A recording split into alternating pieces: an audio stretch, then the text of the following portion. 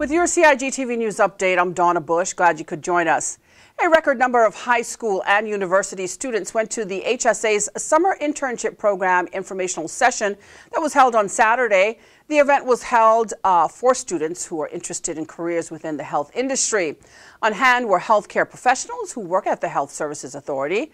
They provided much needed information to the students on the various available careers, what qualifications students must have for a particular career, and what is needed to be accepted into the hospital's internship program. Around 50 students went out on Saturday. Some of them were accompanied by their parents. The application deadline is April the 30th, and students will be on the job between June and September this year. Interested students can also go online and complete the application, as well as to get information on the Health Services Authority's website, which is hsa.ky. That's hsa.ky. Continuing with news from the Health Services Authority, the HSA and the Cayman Islands Cancer Registry join communities throughout the world to observe Cancer Registrars Week from today, April the 8th, through the 12th. Recognizing the country's progression in cancer registration and research, Cancer Registrars Week promotes how the data cancer registrars collect provides essential information to researchers, healthcare providers, and public health officials to better monitor and advance cancer treatments. Now conduct research as well as to improve cancer prevention and screening programs locally in their countries. A press release from the Health Services Authority invites everyone out this week to the HSA and notes that the 2019 theme, Cancer Registrars Capturing the Picture of Cancer, reflects this important role of cancer registrars in the goal to prevent and find a cure for cancer. All cancer survivors wishing to join the cancer registry may contact the local registrar Amanda Nicholson at amanda.nicholson@hsa.ky, or you can simply give her a call at 244-2560. Any information included in the registry is confidential and anonymized, which means names are excluded before entered into a database, and registration is fast and easy as well for those who are interested. Well, great news for the Cayman Islands tourism sector, as the Minister for Tourism, the Honorable Moses Colonel, sends congratulations to Cayman Airways on being named the best airline in the Caribbean by TripAdvisor, as well as a top specialty and leisure airline within North America. It's a tremendous honor for Cayman Airways to receive such prestigious awards, which are recognized globally as benchmarks of excellence. Ranking in the top spots in two categories is a true validation of our national airline's quality and consistency, said Minister Colonel. Minister Colonel also paid a tribute to the crew members, staff, management, and board of directors for their stellar efforts in earning the well-deserved world-class recognition. Finally, on this Monday, His Excellency, the Governor, Mr. Martin Roper, visited the Department of Children and Family Services recently.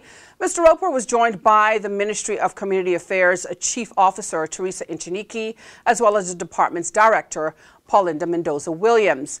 As part of the governor's ongoing civil service familiarization tour, he first met with the senior management. The roundtable meeting included representatives from the elderly services, foster care and adoption, family services, as well as MASH, which is the multi-agency safeguarding hub. Finance as well as administration reps were there, youth services and community development teams. His Excellency told staff that it is important for him to thank them in person and to tell them that he recognizes as well as appreciates what a great job they're doing in helping a lot of people locally who need assistance during difficult times in their lives. And that ends today's news update here on CIG Television. I'm Donna Bush, as always, thanking you for joining us, wishing you a wonderful and safe night, and hoping you'll join us back here again tomorrow. Until then, bye-bye for now.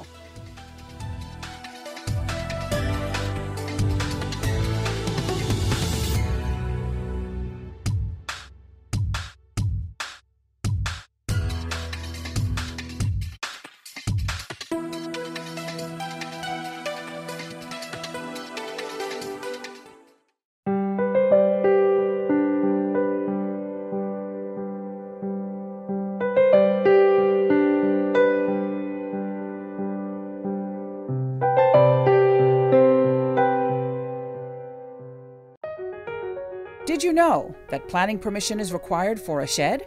Did you know you should check with the department as a planning and permit application may be required? Did you know planning permission is required to clear land by mechanical means? You should check with the department as a planning and permit application may be required. Boating, fishing, and water sports in the Cayman Islands are great, but keep a cool head. Here are 7 tips for fun and safe sea outings. Number 1. Use a checklist to plan your outing. Check the weather forecast, make a float plan, and share it with someone who is remaining on land, stating where you're going, with whom, and when you're expected to return. Visit your nearest marine supply store to get your safety gear. This includes signaling mirrors, whistles, and a flare kit.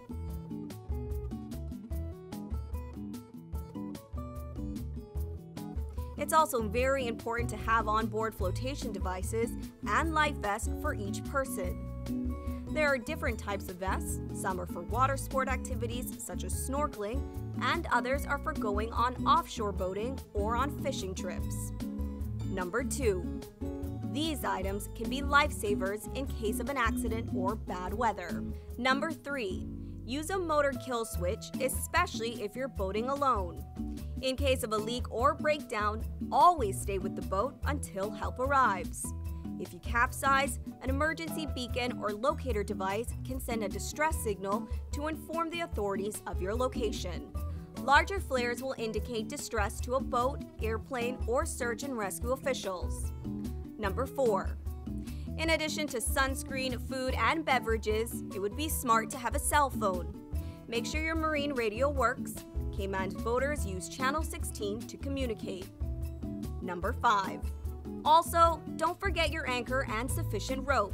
Number 6. Boat operators should be familiar with the local waters and reefs, as well as the capabilities and functions of the vessels they are using. Always obey the rules of the sea and the marine environment, and have courtesy for others. Number 7. Alcohol and salt water do not mix, especially if you're the captain. Some useful contact numbers are 911. The RCIPS Marine Base is 649-7710, and the Port Authority is 949-2055. Smooth sailing, all!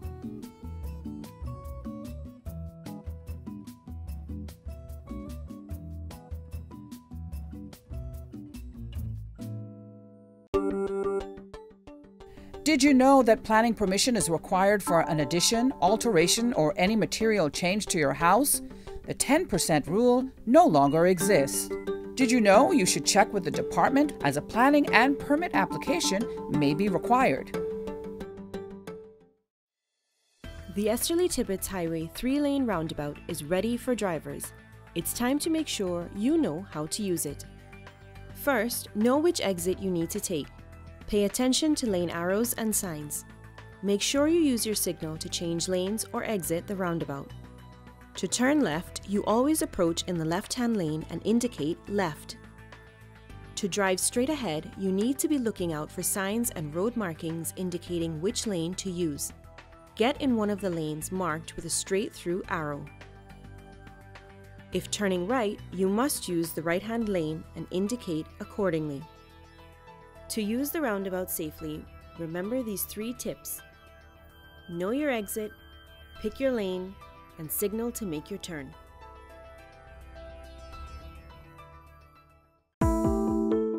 Did you know your mailing address details on your land register must be up to date in order to receive notices on new development which may impact you? Visit Lands and Survey Department to check your mailing address is correct. Did you know that walls, fences located along the road require planning permission no matter the height? You should check with the department as a planning and permit application may be required.